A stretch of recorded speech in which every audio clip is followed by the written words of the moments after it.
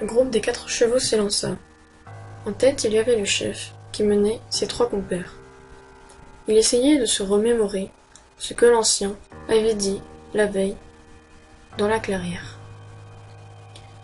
Il essayait tant bien que mal de trouver le chemin, un chemin pour les emmener à la fleur derrière.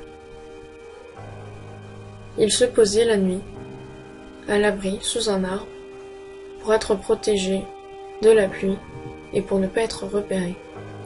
Pendant que 3 dormaient, un veillait, il faisait la garde, pour être sûr qu'il ne soit pas en danger. Le 2e jour arriva. Après s'être réveillés tranquillement, ils reprirent la route.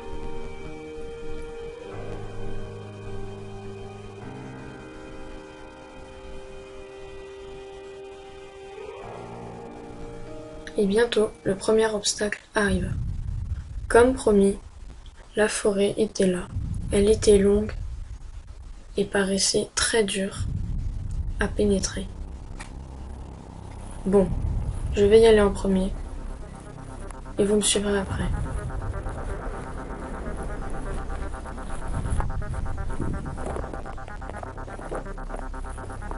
C'est bon, vous pouvez venir. J'arrive. Eh ben dis donc, c'est pas facile de passer ici, hein.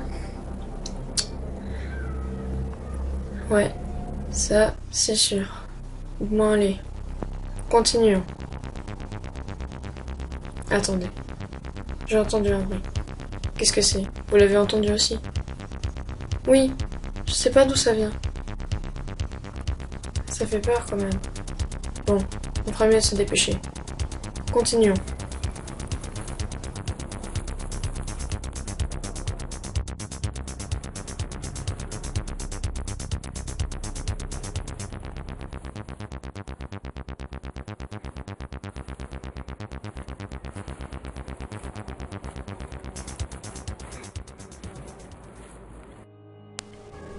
Ouf, on en est enfin sorti.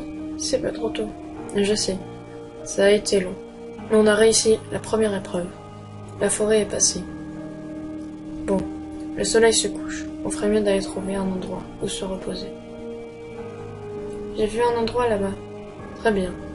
Allons voir. Ils se posèrent pour la nuit et s'endormirent, comme la veille, sous un arbre.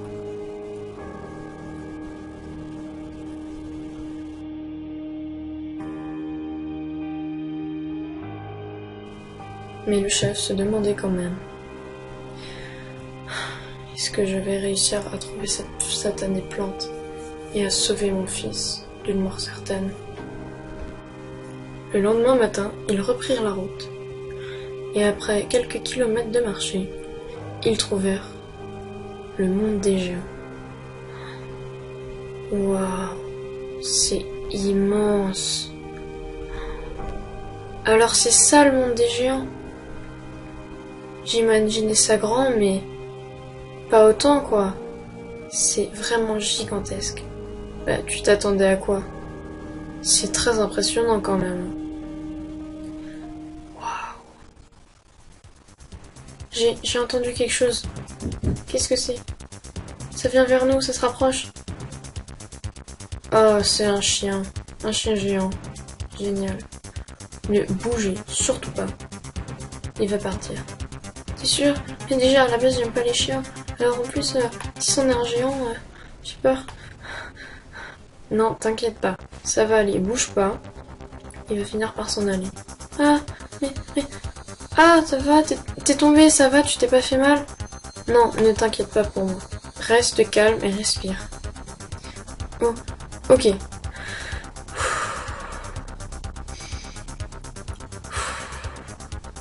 Allez, va-t'en, s'il te plaît, s'il te plaît, s'il te plaît. Calme-toi, Jamie, il va bientôt partir, t'inquiète pas. Ah! Ça va, Jamie, tu t'es pas fait mal? Non, ça va, merci. Après s'être bien assuré que le chien était parti, ils reprirent la route. Et ce n'était pas évident, car tout était 10 fois plus grand que leur taille habituelle. Ils marchèrent longtemps. très longtemps. C'était encore plus difficile et encore plus long. Alors, le soir, ils se posèrent, à cœur joie. Cette fois-ci, c'était au tour d'Edigo de les surveiller. Il semblait tellement petit dans ce monde immense. Ils entamèrent le 3e jour, après avoir déjà bien marché le matin. « Ah! Un humain! Regardez! Il s'est arrêté! Est-ce qu'il nous a vus? Je crois qu'il nous a vus. Tais-toi! Chut!